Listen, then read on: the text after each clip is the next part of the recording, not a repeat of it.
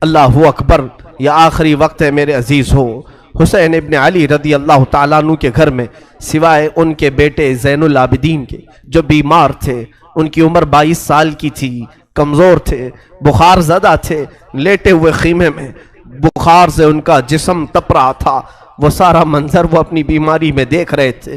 اب کوئی باقی نہیں تھا، بچے کو تک نہیں چھوڑا تو کون باقی رہے گا؟ امام حسین ابن علی رضی اللہ تعالیٰ عنہ نے دیکھا، قرآن کو جلدی سے کھولا، تلاوت کرنے لگے۔ اچانک خیمے کے دروازے پر دیکھا، آہٹ محسوس ہوئی تو اٹھا کر کے چہرہ دیکھا تو امام زین العابدین جبہ پہن کر کھڑے ہیں۔ کہا بابا اجازت دے دیں۔ مولا حسین تڑپ کر اٹھے، کہا زین العابدین میرے گھر میں اب بچا کون؟ میرے بعد ان بیویوں کو کون دیکھ بھال کرے گا؟ ان عورتوں کو کون لے جائے گا؟ اور میری نسل تم سے ہی تو چلنی ہے۔ امام سجاد زین العابدین کو مولا حسین نے روک دیا، بستر پر لٹا دیا اور کہا کہ اب میرا وقت ہے، میرا مقام ہے۔ اسی اثنا میں عورتوں کو کچھ نہیں کہا۔ فضہ کنیز تھی فاطمہ زہرا کی، بلایا، اے فضہ جاؤ، اندر بیبیوں کے پاس ایک صندوق ہے، اس صندوق میں ایک جبہ رکھا ہے، وہ جبہ اٹھا لاؤ، لیکن خبردار زینب کو مت بتانا، زینب سے مت کہنا۔ وہ فضہ گئی، جلدی سے وہ صندوقچہ کھولنے لگی اور جبہ اٹھایا تو بی بی زینب دیکھ لی۔ کہا کیا کر رہی ہو؟ کہا یہ جبہ لے جانے کے لیے مولا نے حکم دیا ہے۔ وہ دوڑتی ہوئی آئی، لا میں یہ جبہ لے کر کے جاتی ہوں۔ وہ خود اپنے ہاتھوں سے لے آئی مولا حسین کے خیمے میں اور وہ جبہ لا کر کے دیتی ہیں اور پہناتی ہیں۔ امام حسین نے کہا زینب تجھے معلوم ہے اماں کہتی تھیں، فاطمہ زہرا نے کہا تھا حسین یہ جبہ سنبھال کر رکھنا، یہ تیرے بابا حیدر کرار کا ہے جو رسول اللہ نے انہیں دیا تھا اور مجھے وصیت کی تھی، فاطمہ تیرا بیٹا جب بھی مصیبت میں آئے تو یہ جبہ اسے پہنا دینا۔ زینب کہتی ہیں سچ کہہ رہے ہو بھیا، مجھے بھی ماں نے کہا تھا کہ زینب حسین کبھی اگر مصیبت میں آ جائے، اگر وہ جبہ بھول جائے تو اپنی ہاتھ سے پہنانا۔ دونوں نے ایک دوسرے کو سمجھایا، ماں کی وصیت پر عمل کیا۔ وہ کیسا منظر تھا جب حسین دولہا کی شکل اختیار کر گئے تھے، رسول اللہ صلی اللہ علیہ وسلم کا امامہ پہنا ہوا ہے اور جبہ مبارکہ حیدر کرار کا جو رسول کا عطا کیا ہوا ہے، جعفر طیار کا پٹا باندھا اور امیر حمزہ رضی اللہ تعالیٰ عنہ کی تبرکات آپ کے ساتھ تھے، تلوار حیدر کرار کی ذوالفقار آپ کے ہاتھ میں تھی۔ یہ سارا منظر پورے خیمے کو رلا گیا، جیسے کوئی جوان شہزادہ دولہا بارات میں جاتا ہے خیمہ حسین سے۔ یہ پوری تیاریوں کے ساتھ حسین ابن علی نکل رہے تھے۔ مجھے وہ منظر یاد کر کے بڑا دکھ ہوتا ہے۔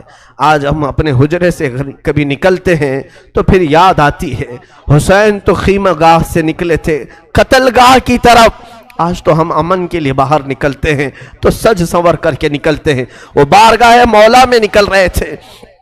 اسی اثنا میں حسین ابن علی رضی اللہ تعالیٰ عنہ کرم اللہ وجہہ الکریم باہر جانے کی تیاری میں ہیں۔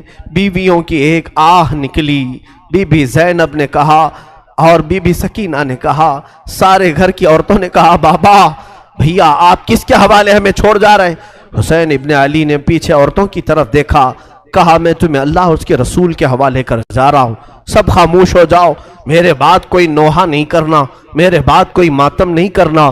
اس کے بعد صبر کی تلقین کی اور پھر آخری وصیت یہ تھی، خاندان نبوت کی بچیاں کبھی بے آبرو نہیں ہوتی، بے حجاب نہیں ہوتی، کسی کا پردہ ہٹنے نہ پائے، کسی کا حجاب سرکنے نہ پائے۔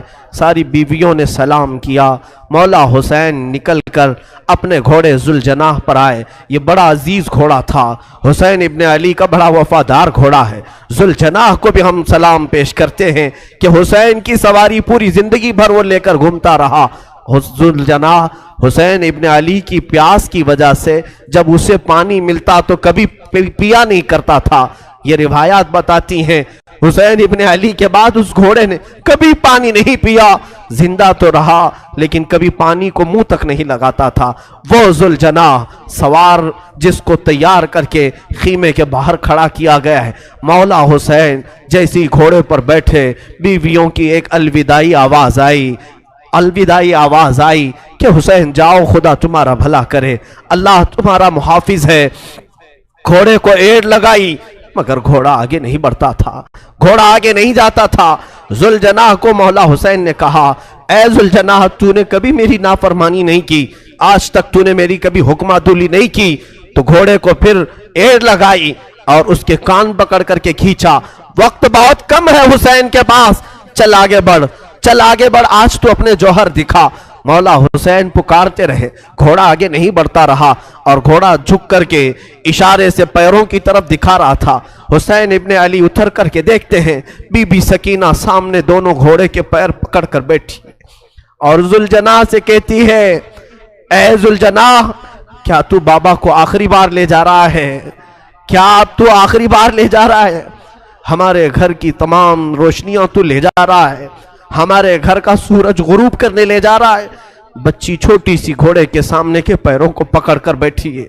मौला हुसैन घोड़े से उतर आए, बीबी सकीना को उठा लिया, गोद में उठा लिया, माथे के बोसे लिए और कहा, सकीना, तुमने अली असगर की मौत पर सब्र किया, अली अकबर पर सब्र किया, सारी लाशें तूने देखी, अब तू अपने बाबा के साथ भी सब्र का मुजाहरा कर, तू अपने बाबा के साथ भी सब्र का मुजाहरा कर।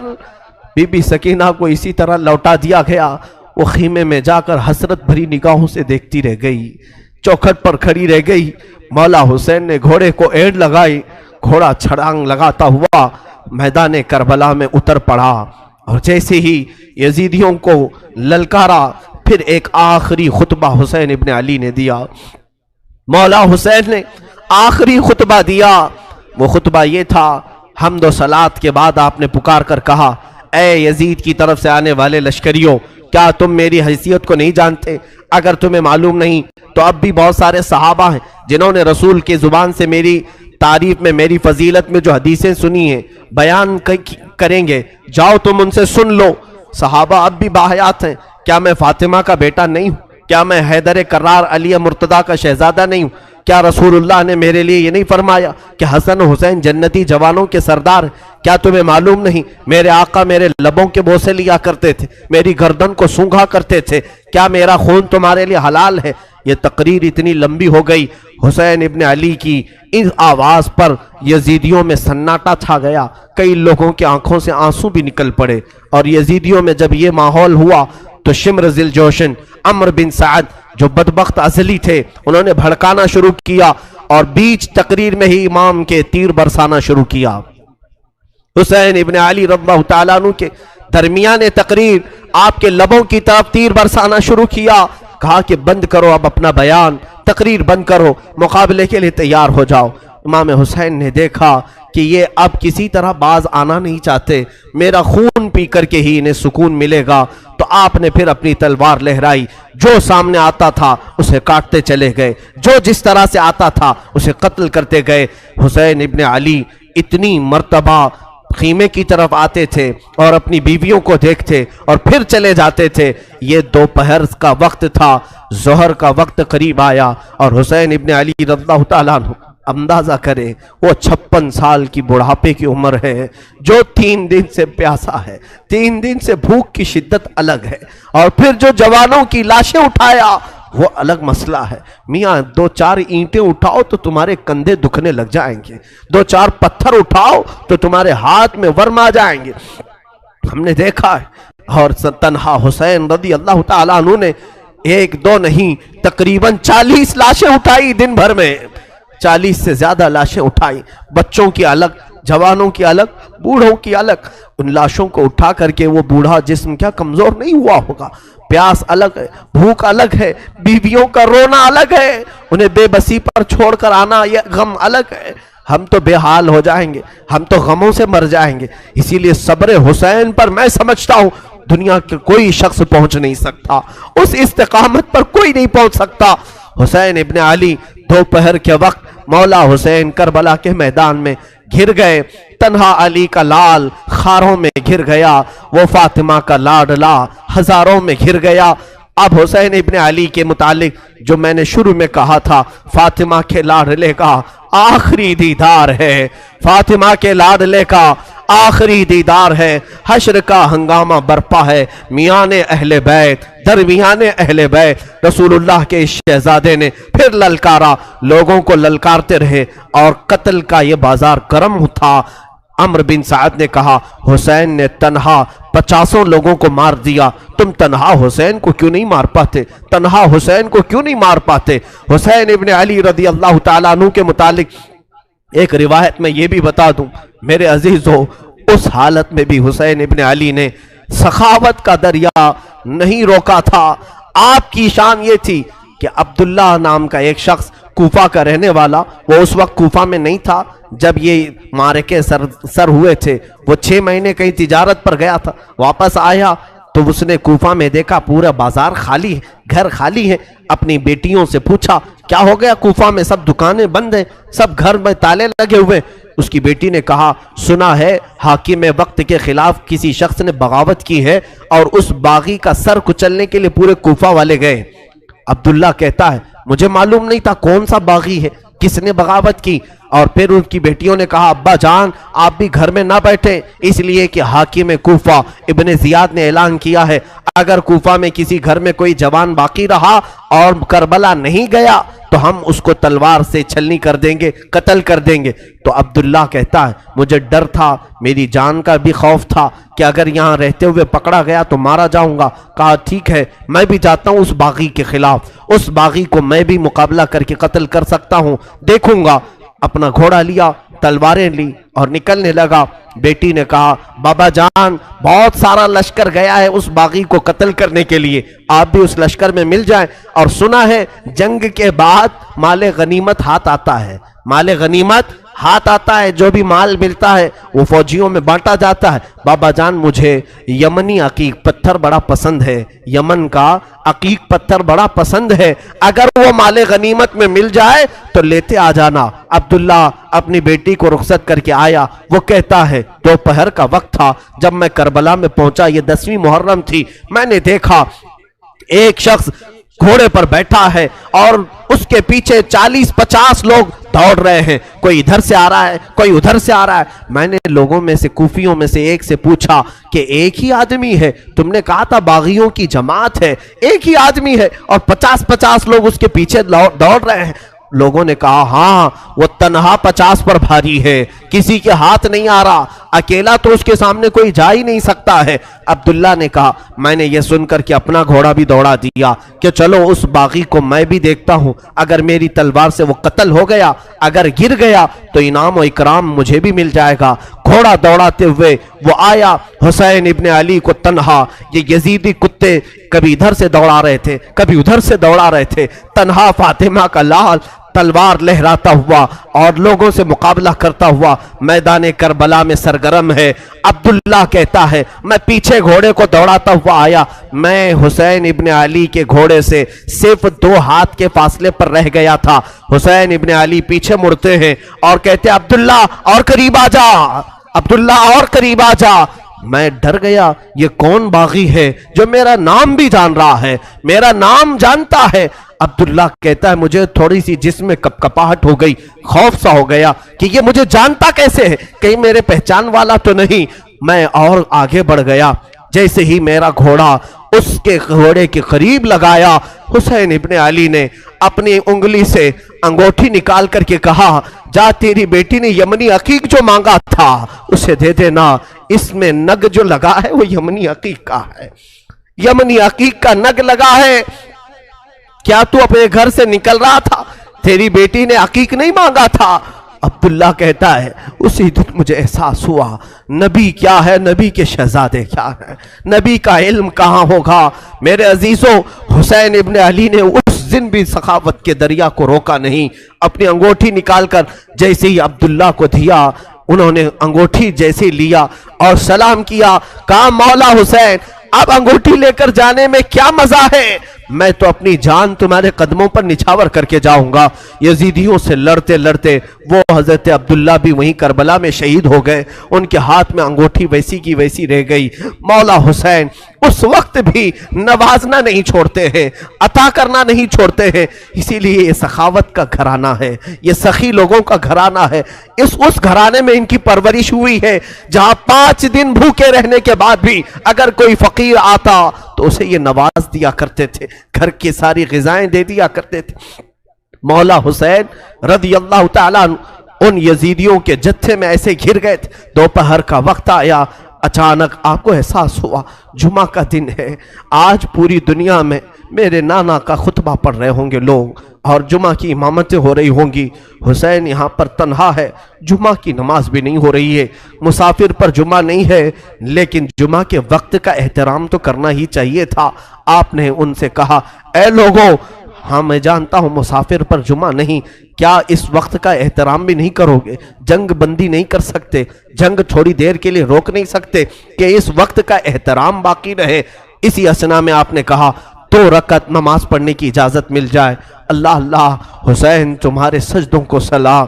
دنیا آج بھی قتل ہونے والے سے آخری خواہش پوچھتی ہے تو آخری خواہش لوگ یہ بتاتے ہیں گھر والوں سے مل لوں گا، فلاں وصیت کر دوں گا، یہ جائیداد کے پیپر دیکھ لوں گا۔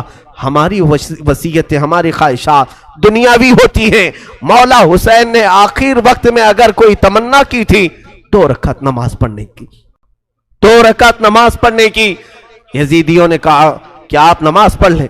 گھوڑے سے ذوالجناح سے نیچے اترے تھے، مولا حسین رکعت نماز کی باندھ لی اور بالکل اطمینان و سکون کے ساتھ نماز پڑھتے رہے، کسی کا خیال نہیں کیا۔ وہ تلواروں کی جھنکار میں بھی خوف نہیں تھا، کوئی ڈر نہیں تھا۔ رکوع اطمینان سے ہو رہا ہے، سجدہ اطمینان سے ہو رہا ہے۔ پہلی رکعت بھی مکمل ہوئی، دوسری رکعت میں گئے۔ عمرو بن سعد اور شمر ذی الجوشن نے پکار کر کے کہا اے ظالموں، اب کیا دیکھتے ہو؟ یہ اچھا موقع ہے، اس حسین کا خاتمہ کر دو، یہیں پر اس کا کام تمام کر دو۔ خولی بن یزید نام کا ظالم بدبخت ازلی قریب آیا اور سر امام حسین پر چڑھ گیا۔ اللہ اللہ، لوگوں نے یہ تک لکھا ہے آپ کے زانو مبارک پر جب سجدے میں آدمی گھٹنے لگاتا ہے تو ایک شخص نے ان کی ران پر پیر رکھا، دوسرا گھٹنا حسین ابن علی کی پیٹھ پر رکھا، گھٹنا رکھ کر کے ان کے اوپر زور دیا۔ مولا حسین کی سر مبارک جب سجدے میں تھا، ایک ظالم وحشی نے اپنی تلوار سے آپ کی زلفوں کو ہٹایا، زلفوں کو ہٹایا۔ آپ کی زلفیں چہرے کا حالہ بنائی ہوئی تھیں، سجدے میں گری ہوئی تھی۔ حسین ابن علی نے ان کی آہٹ پا کر کے بھی سجدے سے سر نہیں اٹھایا، سر کا امام کا سجدے ہی میں رہا۔ یقیناً امام نے سوچا ہوگا اب سر اٹھائے تو ظالموں کے لیے کیوں اٹھائے، وہ سر ہی بہتر ہے جو مولا کے حضور جھک جائے اور اسی اثنا میں مولا کے حضور پہنچ جائے۔ ایک ظالم نے آپ کی گردن پر تلوار رکھی اور زور سے کاٹ دیا۔ اس پیاسے امام کو بنا پانی کے، بنا کسی کھانے کے ذبح کر دیا گیا۔ وہ ذبح عظیم ہے۔ مولا حسین تیری شہادت پر لاکھوں سلام۔ انا للہ و انا الیہ راجعون۔ کلمہ توحید ہے تیری شہادت اے حسین، تو نہ ہوتا تو نہ رہ جاتی صداقت اے حسین۔ امام حسین علی مقام رضی اللہ تعالیٰ عنہ کربلا کے اس بے آب و گیاہ میدان میں اپنی جان آفریں کے سپرد کر دی۔ مولا حسین کا سر مبارک تلوار سے الگ کیا گیا، جسم مبارک، جسم نازنین کربلا کے ریگزاروں میں بکھر کر رہ گیا۔ اب اندازہ کرو جو امام حسین ہر ایک کا لاش شاہ اٹھا کر لاتے تھے، حسین ابن علی کے لاشے کو اٹھانے والا اب کوئی باقی نہیں تھا، کوئی خیمے کی طرف سے اب آتا ہوا نہیں دکھائی دیتا تھا۔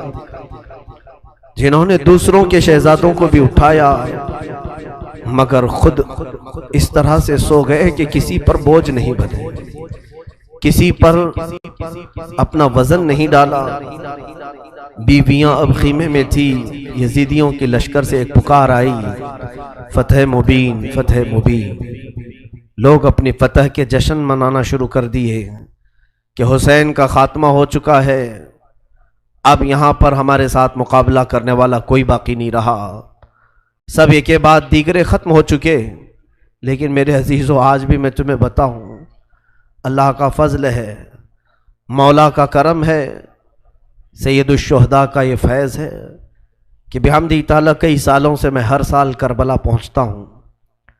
11ویں کے موقع پر جب ہم زیارت بغداد اور زیارت کربلا میں جاتے ہیں، میں کربلا 2 دن ٹھہرا بھی ہوں، اور ہر سال میرا معمول ہے اپنی جماعت کے ساتھ، اپنے قافلے کے ساتھ کربلا پہنچتے ہیں۔